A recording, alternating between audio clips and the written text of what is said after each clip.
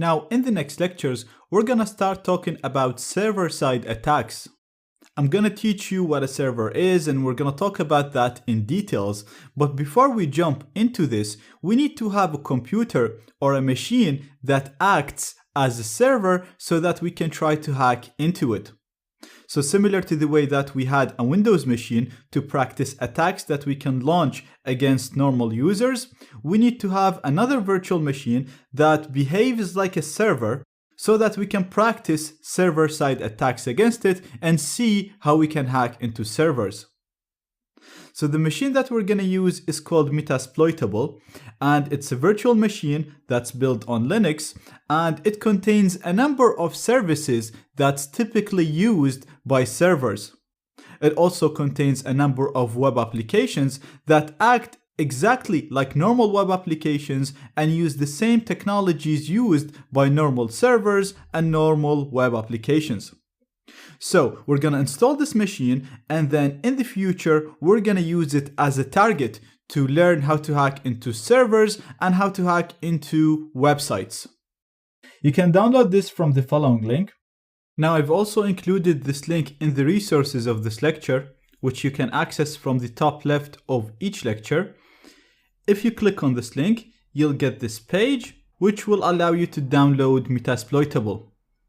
Before you can download it, you're gonna have to fill your information in here. So I'm just gonna fill up anything for a company and anything for a phone number. Now, one thing I'd like to note, when it asks you for your email, if you use a normal Gmail account like this one and tries to download, you'll see that it's gonna say this must be a valid company email. So if you do not have a company, you can use a fake email in here. All you have to do is just write a name at any company name you want. So I'm just gonna say zaid@imaginarycompany.com. Now don't use imaginary company as well, because I don't want a lot of people using the same fake email. But the idea is you just want to use a name at someothername.com, and this will allow you to bypass all of this. And once you click on submit, you'll go to the download page, and if we click on download Metasploitable now, it'll download it for me. Now once it's downloaded, you're gonna have a zip file, and I've already downloaded this, so I have the zip file right here. Sorry, not this one, like this one. So once you uncompress it, you'll get this directory. Double click it, and you'll see the following files. So we're gonna create a new machine here, a virtual machine. And I'm going to call it Metasploitable. And this is going to be a Linux machine. And I'm going to hit continue. And I'm only going to give it a gigabyte of RAM, should be enough. And then I'm going to use, remember with Kali Linux, we created a new virtual hard disk. With this, we're going to use an existing one. The reason for that is because the image that we have right now is actually, it's designed for VMware Player. So what we're going to do is we're going to import the hard disk file or the hard disk image in here, so that we're going to have a ready installation without having to install it the way we installed Kali Linux. So we're just going to use an existing virtual hard disk file, and I'm just going to navigate to select what it is. I'm going to go into the Metasploitable directory, and I'm going to select the .vmdk file. So it's this file right here. I'm going to click on open and create. So we're going to start this machine right now. Okay, so the machine has run now. It's completely installed. As I said, you don't really need to install anything. We just imported a ready installation, a ready hard disk. So it's asking me for the username. And the username is msfadmin.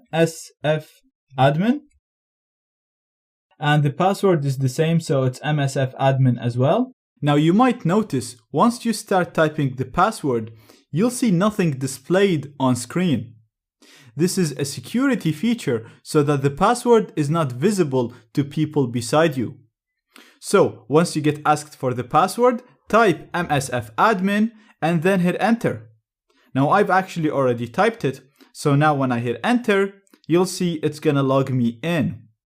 Now this machine only has a terminal interface, as you can see here, and it's giving you a warning that you should never expose this machine to external internet connection because it is a vulnerable machine. It is designed to be vulnerable. Now, right now, it's only inside our lab. It's only installed as virtual machine. So literally nobody outside our lab can access it. So this is a really good way of using it.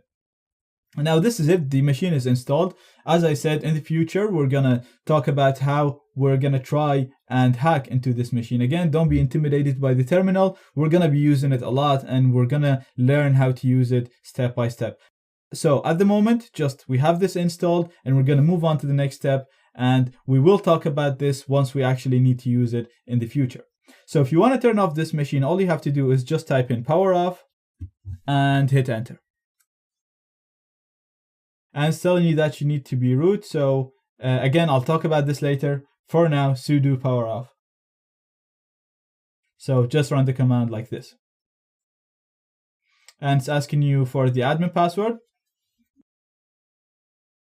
And that's it, it's going off now. And here we go, the machine is off.